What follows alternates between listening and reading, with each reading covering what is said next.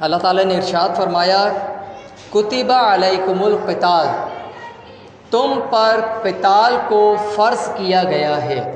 جس طرح سے سورہ بقرہ ہی میں آپ نے سنا ہوگا کتب علیکم الصیام، تم پر روزے فرض کیے گئے ہیں، کما کتب علی الذین من قبلکم، جیسا کہ تم سے پہلے والوں پر فرض کیے گئے تھے۔ تو اس امت پر روزہ فرض کیا گیا ہے۔ کتب علیکم الصیام، تم پر روزے فرض کیے گئے ہیں۔ اسی سورہ بقرہ کے اندر قرآن کریم اللہ تعالیٰ نے ارشاد فرمایا کتب علیکم القتال، کہ تم پر قتال کو فرض کیا گیا ہے کنڈیشنز کے ساتھ۔ جس طرح سے ابھی بیان ہوا کہ ہر مسلمان پر ہر صورت میں ہر عبادت واجب نہیں ہے، کچھ شرائط ہیں وہ پائی جائیں گی تو ٹھیک ہے، اس کے اوپر واجب ہو جاتا ہے۔ تو اب جہاد کب فرض ہوگا، کس کے اوپر فرض ہوگا، اس پر کوئی علماء کرام نے اس کی وضاحت فرمائی ہے، اور فرمایا ہے کہ جہاد کبھی فرض عین ہوتا ہے اور کبھی فرض کفایہ ہوتا ہے۔ جس طرح اعتکاف کے بارے میں آپ نے سن رکھا ہے کہ ایک علاقے کے اندر جو مسجد ہے، اس مسجد کے اندر اگر چند افراد بھی اعتکاف کے لیے بیٹھ جاتے ہیں تو انہوں نے ایک فرض ادا کر دیا، یعنی اعتکاف کے اندر بیٹھنا ان کے لیے ضروری تھا کہ علاقے کے اندر کچھ افراد تو ضرور اعتکاف میں بیٹھیں۔ اگر کوئی بھی نہیں بیٹھے گا تو سب گناہ گار ہوں گے، اور اگر چند افراد بیٹھ گئے تو پھر اب باقیوں پر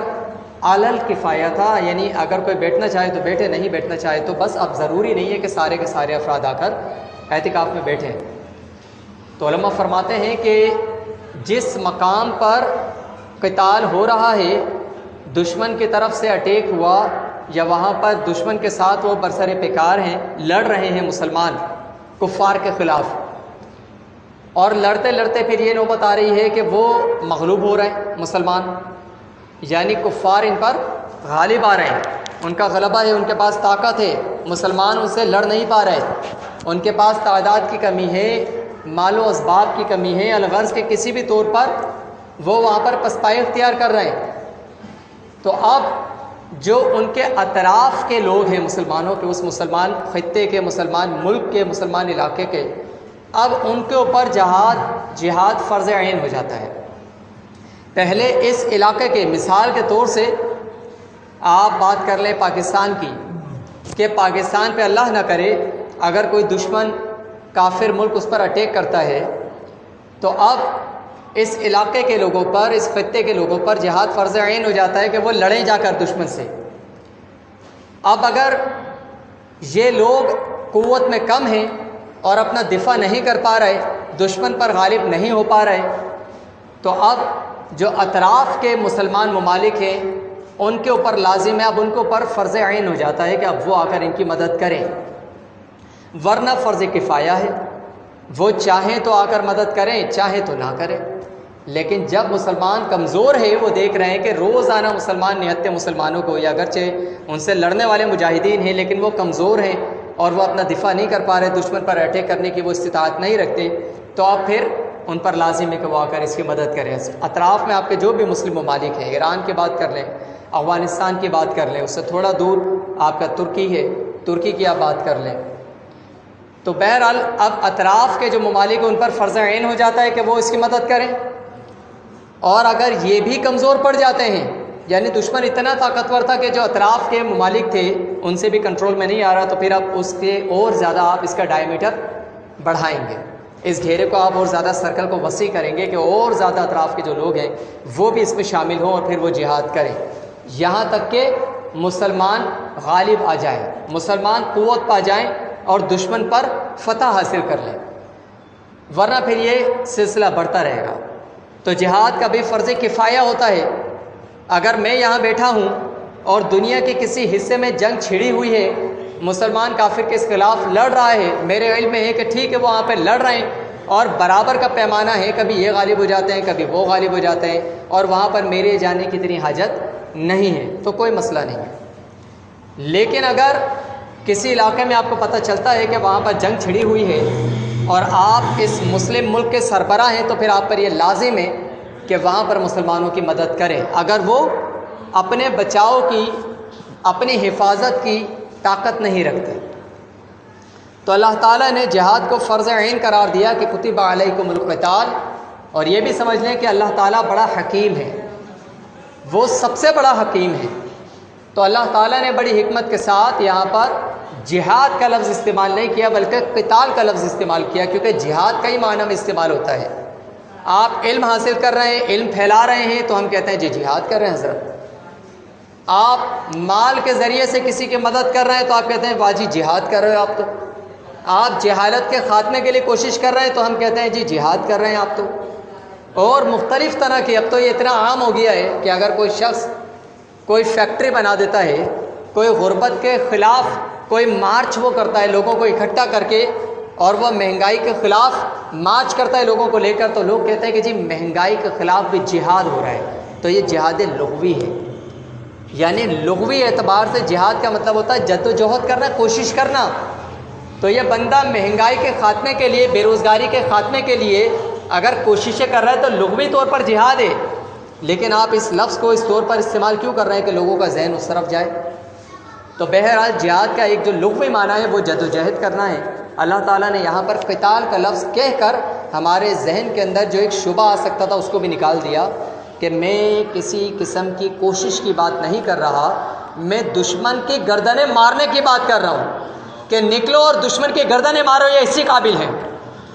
یہ سکون سے نہیں بیٹھیں گے، یہ تمہیں کبھی چین نہیں لینے دیں گے۔ ان کی خواہش ہے کہ دنیا کے اوپر قبضہ کر لیں صرف اس دنیا کے لیے، اللہ کی رضا ان کے پیش نظر نہیں ہے۔ جبکہ مسلمان کی رضا کیا ہوتی ہے؟ مسلمان کی خواہش ہوتی ہے اللہ کے دین کو غالب کرنا، اللہ کی رضا کو حاصل کرنا۔ تو مسلمان اگر جہاد کرتا ہے تو وہ جو خون بہا رہا ہے، دشمن کی گردنیں مار رہا ہے، وہ فساد نہیں کر رہا بلکہ وہ امن و امان قائم کرنے کی کوششیں کر رہا ہے۔ کس طریقے سے؟ کہ جس طریقے سے اگر کسی شخص کو کینسر ہو جائے، آپ نے دیکھا ہوگا کہ جی اس کے شخص کی ٹانگ میں، مثال کے طور سے پاؤں میں کینسر ہو گیا، ڈاکٹر کے پاس جاتے ہیں، ڈاکٹر کہتا ہے کہ بھائی یہ کینسر تو انتہائی خطرناک ہے، اور آپ اگر اس کا علاج کرتے رہیں گے تو یہ بڑھتا رہے گا، بڑھتا رہے گا، بڑھتا رہے گا، رکے گا نہیں، ٹھہرے گا نہیں، یہ پاؤں سے بڑھتے بڑھتے پنڈلی تک آئے گا، پنڈلی سے پھر یہ گھٹنے، اور پھر ران، اور ران کے بعد پھر دوسری بھی ٹانگ کی باری آ جائے گی، آپ کا پورا جسم گل سڑ جائے گا، خراب ہو جائے گا۔ تو حضرت اس کا علاج کیا ہے؟ اب سرجن صاحب فرماتے ہیں اس کا علاج یہ ہے کہ اس ٹانگ کو کاٹ دو، یعنی اس پاؤں کو جو کہ ابھی کینسر پھیلنا شروع ہوا ہے، جتنے حصے میں یہ جراثیم موجود ہے اس کو کاٹ دو۔ اب آپ نے اس کا گریبان پکڑ لیا، تم کاٹنے کی بات کرتے ہو، خون بہانے کی بات کرتے ہو، میں مریض کو تمہارے پاس لے کر آیا ہوں، تم فساد کی بات کرتے ہو، تم میرے بھائی کا پیر کاٹو گے، میں تمہاری گردن کاٹ دوں گا۔ تو اب لوگ آپ کو سمجھائیں گے کہ حضرت کیا ہو گیا، یہ سرجن ہے، یہ ایک بہتر بات کر رہے ہیں، اگرچہ ظاہری طور پر آپ کو لگ رہا ہے کہ پاؤں کاٹنے کی بات کر رہے ہیں، لیکن اس کی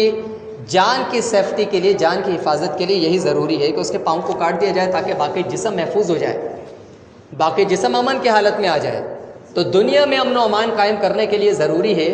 کہ اسلام جو کہ امن کا دین ہے اس کو قائم کیا جائے۔ تو بہرحال وہ ایک الگ میٹر ہے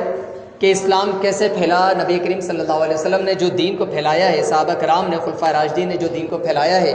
اور تقریباً 2.5 بر اعظم پہ جو دین پھیل گیا، تو کیا وہاں پر قتل و غارت گیری کر کے یہ معاملہ ہوا تھا، یا پھر یہ کہ وہاں پر تلواریں بھی اٹھی تھیں، اس کے ساتھ ساتھ وہاں پر دین بھی پیش کیا گیا تھا، لوگ دین سے متاثر ہو کر دین میں داخل ہوئے تھے اسلام کے اندر۔ تو یہ ہسٹری پڑھنے والے سب جانتے ہیں کہ اس کا بیک گراؤنڈ کیا ہے۔ یہاں پر ابھی بات ہو رہی ہے کہ قتال کے بارے میں اللہ تعالیٰ کیا فرماتا ہے، جہاد کے بارے میں اللہ تعالیٰ کیا فرماتا ہے۔ تو پہلی چیز کیا پتہ چلی کہ جہاد، اس کا حکم قرآن سے ثابت ہے، یہ قرآن کے اندر مذکور ہے کہ کتب علیکم القتال، تم پر قتال کو فرض کیا گیا ہے۔ اب مسلمان ہر طرح کے ہیں، بعض وہ مسلمان ہیں کہ جو کہ اللہ کے آگے سر تسلیم خم کیے ہوئے ہیں، وہ مسلمان کی تعریف پر بالکل صادق آتے ہیں کہ مسلمان کا مطلب ہوتا ہے اپنے سر کو جھکا دینا، اللہ کے احکامات کے آگے اپنے سر کو جھکا دینا کہ باری تعالیٰ تو نے جو فرمایا میں نے اس کو مان لیا، میں اس پر عمل کرنے کے لیے تیار ہوں، چاہے اس میں میرا نفس راضی ہو یا نہ ہو، چاہے اس میں میرا مالی نقصان ہوتا ہو یا نہ ہوتا ہو، میرا کاروبار کروڑوں روپے کا ہے لیکن مجھے پتہ چلا کہ یہ سود پر مبنی ہے، اس کی جو بیس ہے وہ سود پر ہے، تو میں اس کاروبار کو قربان کر دوں گا لیکن باری تعالیٰ سود کو چھوڑ دوں گا اور تیرے احکامات پر عمل کرنے والا بن جاؤں گا۔ تو بعض مسلمان ایسے ہوتے ہیں، بعض مسلمان وہ ہوتے ہیں کہ جن ان کے سامنے اسی بندے کی مثال لے لے کہ اس کا کاروبار اگر کروڑوں روپے کا ہے اور اس کے سامنے بتایا جاتا ہے کہ حضرت اس میں سود کی آمیزش ہے، آپ نے جو اپنا کروڑوں روپیہ بینک میں رکھا ہوا ہے یا جس ذریعے سے آپ کاروبار کر رہے ہیں آپ کو اس پر سود حاصل ہو رہا ہے، تو آپ اس پیسے کو نکالیں۔ تو اب یہ شخص کہتا ہے کہ یار ساری دنیا کر رہی ہے اور اس میں یہ تعویلیں وہ تعویلیں گھڑ کے بندہ اپنے آپ کو بچانے کی کوشش کرتا ہے۔ دین میں وہ کمزور ہے، اس کا دین ابھی کامل نہیں ہوا، ایمان کامل نہیں ہوا، ایمان میں ابھی اس کے کمزوری ہے۔ تو اب یہ مختلف طرح کے لوگ ہوتے ہیں، تو اللہ تعالیٰ نے اس کو پوائنٹ آؤٹ کیا، فرمایا کہ وَهُوَ كُرْهٌ لَكُمْ، کہ یہ جہاد جو تم پر فرض کیا گیا ہے، یہ قتال جو تم پر فرض کیا گیا ہے، یہ تمہیں بڑا ناگوار گزرتا ہے۔ کیوں؟ کیونکہ جب آپ پر جہاد فرض ہوگا، آپ پر قتال فرض ہوگا اور آپ کو علماء کرام کسی ملک کے حاکم کو یہ مشورہ دیں گے، یہ حکم شریعت کا بتائیں گے، اللہ تعالیٰ کی طرف سے اس حکم کو آگے فارورڈ کریں گے کہ باری تعالیٰ نے اب تم پر یہ لازم کر دیا ہے کہ تم مسلمانوں کی مدد کرو، جہاد کے لیے نکلو، اپنی فوجوں کو ملک میں بھیجو، اطراف کے ملک مدد کرنے کے لیے تیار نہیں ہیں،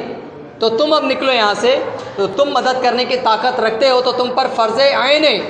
کہ تم اپنے ان مسلمان بھائیوں کی مدد کرو۔ تو اب جب علماء کرام